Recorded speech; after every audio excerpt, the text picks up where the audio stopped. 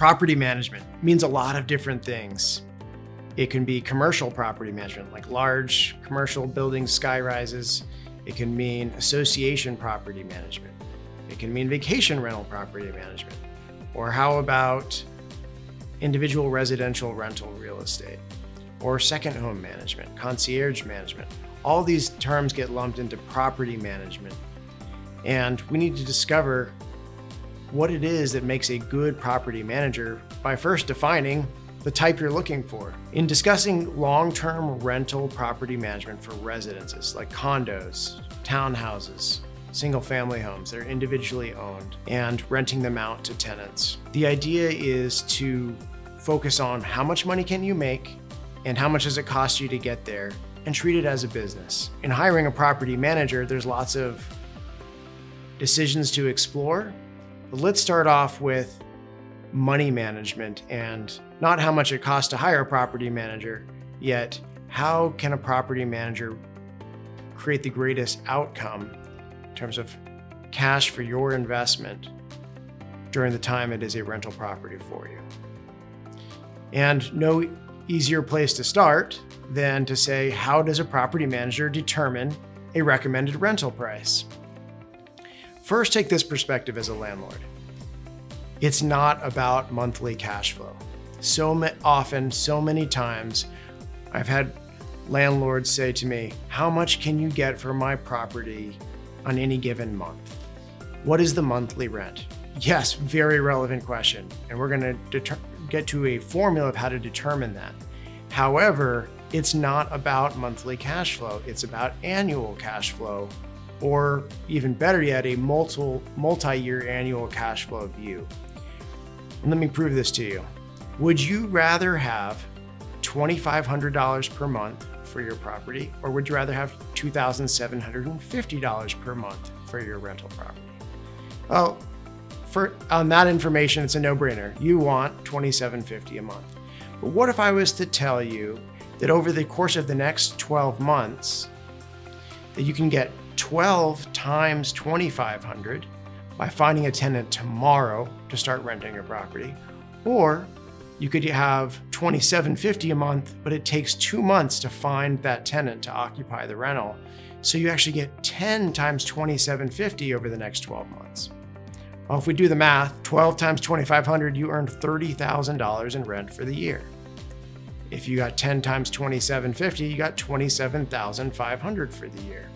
You are actually $2,500 better off getting $250 less a month if it means you avoid 2 months of vacancy in this scenario.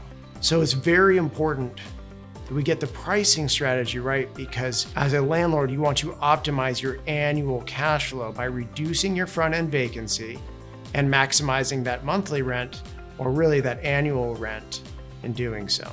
How do we determine the rental price? A lot of property managers, the tasks are the same. How they advertise a property, where they advertise a property are very important discussions.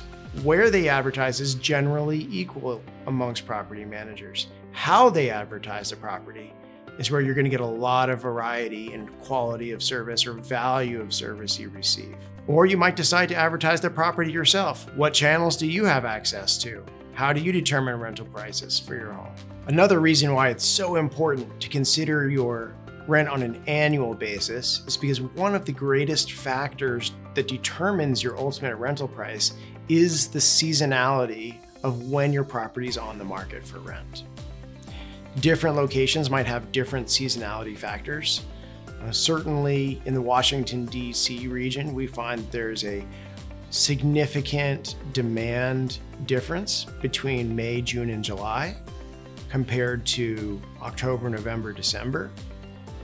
Different markets around the United States, you might experience different seasonal effect or seasonal pricing changes based on the demand that's relevant to that time of year in that market. The pricing difference in the DC market can be as different as 5 to 10% difference in the monthly rent amount in May, June, or July, and half the marketing time in May, June, or July when compared to October, November, December.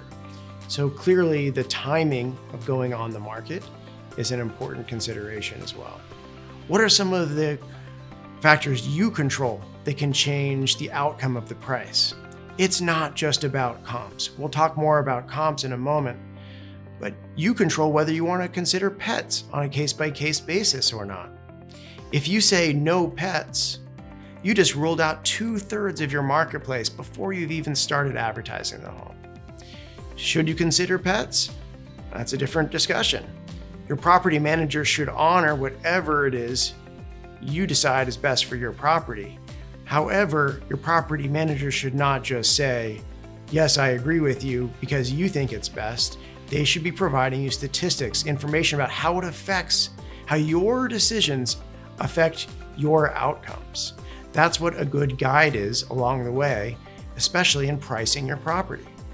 If I was to tell you you could get 5 or 10% more rent if you consider renting your home to someone with pets, it might change your outlook on whether it's worth renting to pets or not. That's just one variable that comes into the pricing discussion. So we have the seasonal effect. The winter in the DC market has a different outcome and factor in pricing than the summer months when we have much greater demand for renting property. Other factors that come into play, it's not just where you advertise your property, it's how you advertise your property.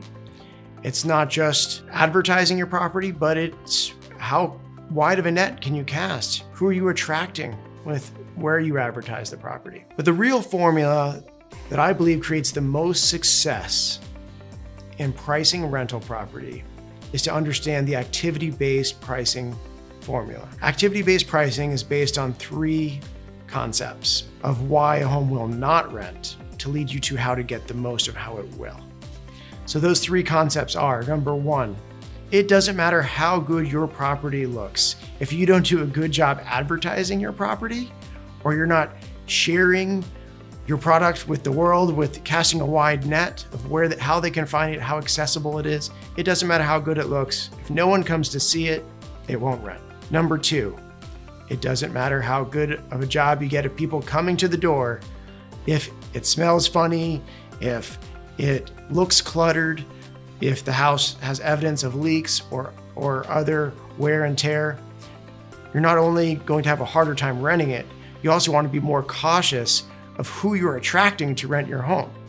There's an old adage, rats' nests attract rats, nice properties attract nice tenants. And certainly in setting yourself up for success, you want to attract a high quality of tenant and a higher rent amount. So you want to prepare your home accordingly. So if it's not just about where you advertise or how well you advertise, it's also about how well you prep your home. The third factor in this activity-based pricing model is this. Your home will not rent if it's not priced right relative to the other choices that consumers have in the marketplace at the time. If I'm a tenant and I go to see 10 houses this weekend, all between the $3,000 and $3,500 a month price range, I'm gonna choose the home that represents the best value to me for my dollar in my price range and my search criteria. The trick is, as a landlord, how do you maximize the outcome of your rent for the year and get a better quality of tenant by representing your home as the best value in the marketplace for the consumer? I compare it to tubes of toothpaste. You can go into the grocery store and you see 2 tubes of toothpaste on the shelf, and they're both on the shelf for $3. How do you decide which one you want? This one says longer lasting fresh breath, whiter teeth, and more toothpaste in the tube. And this one doesn't say those things. All else being equal, every consumer in their right mind chooses the tube of toothpaste that offers them more at the same price. Or if it's the exact same quality product, you want to be the tube of toothpaste that's priced a little bit less. If there's no discernible difference between the two, the consumers are going to pick the one that's priced less. So here's the formula. In the Washington, D.C. region, over the years, we have discovered that 1 out of every 5 or 6 showings will produce a rental offer if your property is priced right relative to the other choices the consumers have at the time. The tenants don't care as much about comps as if they're buying a home. When someone's buying a home and they're putting down $100,000 and buying a $700,000 home, there's a high cost and therefore a highly more important research into that decision. Comps are much more important in more research decisions. Consumers renting properties are more focused on what are their choices available today. They don't care what something rented for last month. They only care about what the best choices are for their money today. The activity-based pricing model is the feedback you need that says, if we price the property high and we prepare the property for success and we market it well, then you can get the highest likely rental price in your market. And if you don't get it because you've had 7, 10 people through the home, I don't determine rental price. You don't determine the rental price. The marketplace does.